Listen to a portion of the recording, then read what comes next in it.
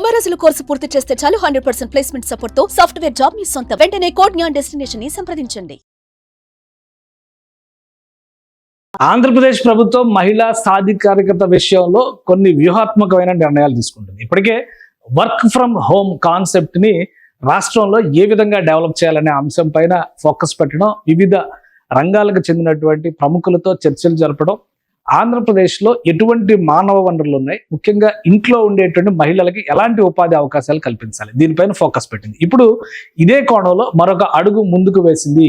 దేశం అంతా కూడా ఊబర్, ఓలా, ర్యాపిడో ఇలాంటి పేర్లు మనం వింటూనే ఉన్నాం. కానీ మహిళలు, ఎక్కువ మంది రైడర్స్ పురుషులే ఉండడంతో మహిళలు ఈ వాహనాలను వినియోగించడానికి ఇబ్బంది పడుతున్నటువంటి సందర్భాలు చాలా కనిపిస్తున్నాయి. ఇప్పుడు దీనికి ఒక పరిష్కారం తీసుకొచ్చే ప్రయత్నం ఏపీ సర్కార్ చేస్తుంది. ర్యాపిడో సంస్థతో కొన్ని సంప్రదింపులు జరిపినట్టుగా తాజా సమాచారం అందుతుంది. అతి త్వరలోనే దీనికి సంబంధించి ఒక MOU కుదరబోతుంది. Women riders, Rapido women riders ఆంధ్రప్రదేశ్లో రాబోతున్నారు. దీనికోసం డ్రైవింగ్ లైసెన్స్ ఉండి స్వయం ఉపాధి సంఘాల్లో ఉన్నటువంటి మహిళల్ని ప్రత్యేకంగా రాష్ట్ర ప్రభుత్వం ఎంపిక చేయాలని నిర్ణయం చేసింది. అదే క్రమంలో ఈ సంఘాలకు సంబంధించినటువంటి మహిళలకి ఆర్థికంగా చేయూతనివ్వాలని కూడా నిర్ణయించుకుంది. దీనిపైన ఇప్పటికే ర్యాపిడోతో ప్రాథమికంగా చర్చలు పూర్తయినాయి.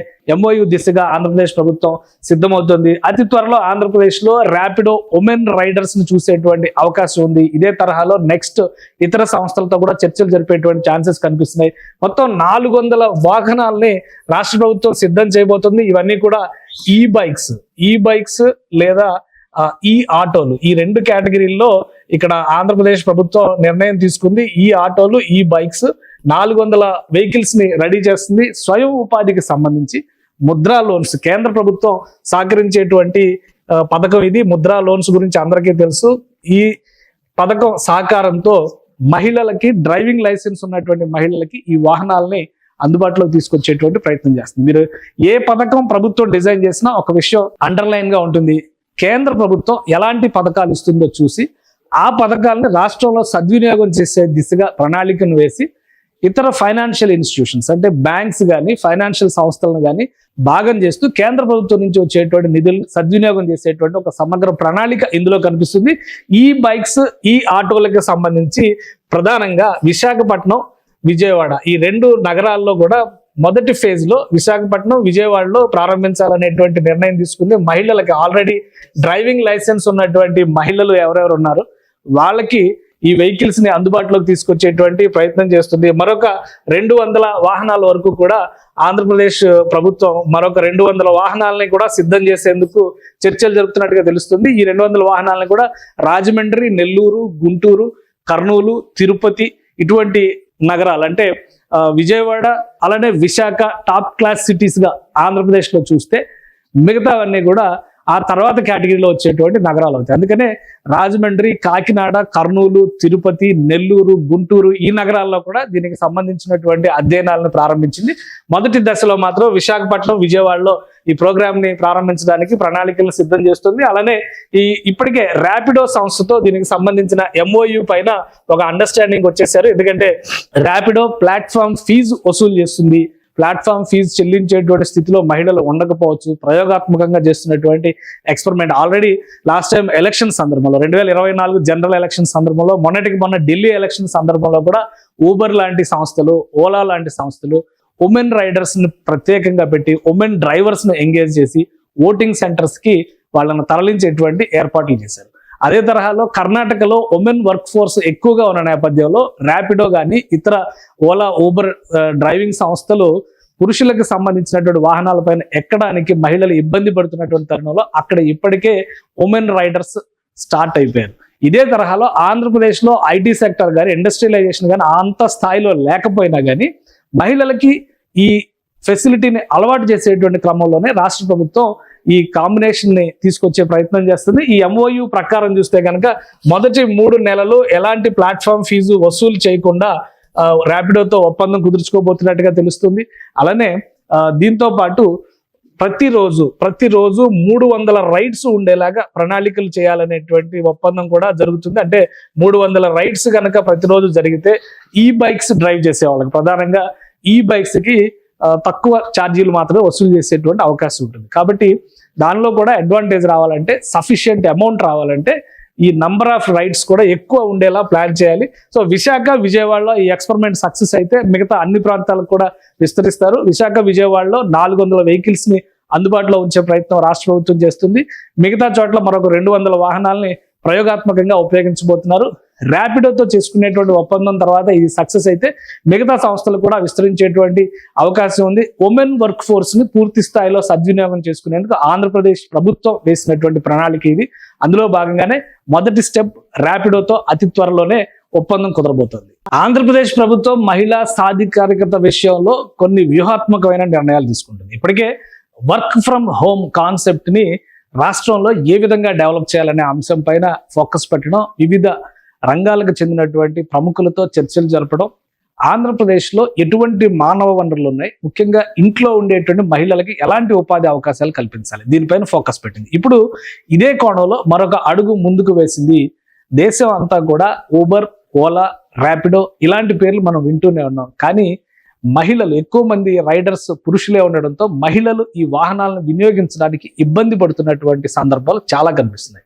ఇప్పుడు దీనికి ఒక పరిష్కారం తీసుకొచ్చే ప్రయత్నం ఏపీ సర్కార్ చేస్తుంది. ర్యాపిడో సంస్థతో కొన్ని సంప్రదింపులు జరిపినట్టుగా తాజా సమాచారం అందుతుంది. అతి త్వరలోనే దీనికి సంబంధించి ఒక MOU కుదరబోతుంది.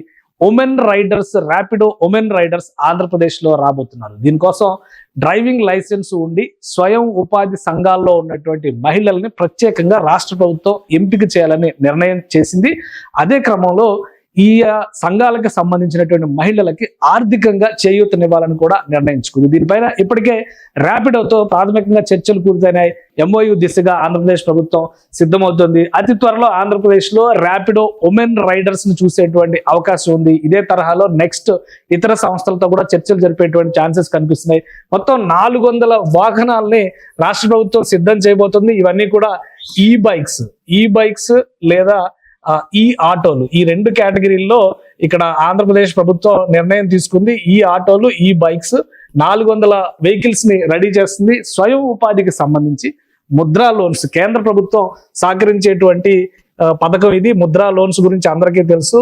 ఈ పథకం సహకారంతో మహిళలకి, డ్రైవింగ్ లైసెన్స్ ఉన్నటువంటి మహిళలకి ఈ వాహనాలని అందుబాటులోకి తీసుకొచ్చేటువంటి ప్రయత్నం చేస్తుంది. మీరు ఏ పథకం ప్రభుత్వం డిజైన్ చేసినా ఒక విషయం అండర్లైన్ గా ఉంటుంది. కేంద్ర ప్రభుత్వం ఎలాంటి పథకాలు ఇస్తుందో చూసి ఆ పథకాలను రాష్ట్రంలో సద్వినియోగం చేసే దిశగా ప్రణాళికను వేసి ఇతర ఫైనాన్షియల్ ఇన్స్టిట్యూషన్స్ అంటే బ్యాంక్స్ కానీ ఫైనాన్షియల్ సంస్థలను కానీ భాగం చేస్తూ కేంద్ర ప్రభుత్వం నుంచి వచ్చేటువంటి నిధులు సద్వినియోగం చేసేటువంటి ఒక సమగ్ర ప్రణాళిక ఇందులో కనిపిస్తుంది.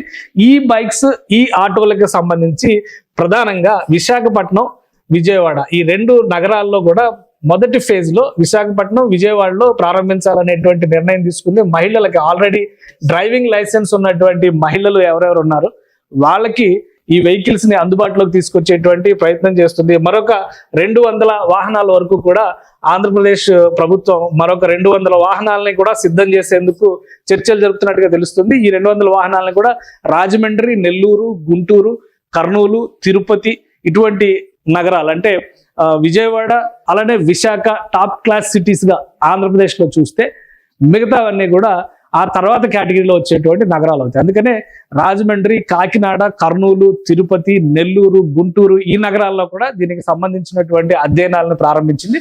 మొదటి దశలో మాత్రం విశాఖపట్నం, విజయవాడలో ఈ ప్రోగ్రామ్ ని ప్రారంభించడానికి ప్రణాళికలు సిద్ధం చేస్తుంది. అలానే ఇప్పటికే ర్యాపిడో సంస్థతో దీనికి సంబంధించిన MOU పైన ఒక అండర్స్టాండింగ్ వచ్చేసారు. ఎందుకంటే ర్యాపిడో ప్లాట్ఫామ్ ఫీజు వసూలు చేస్తుంది.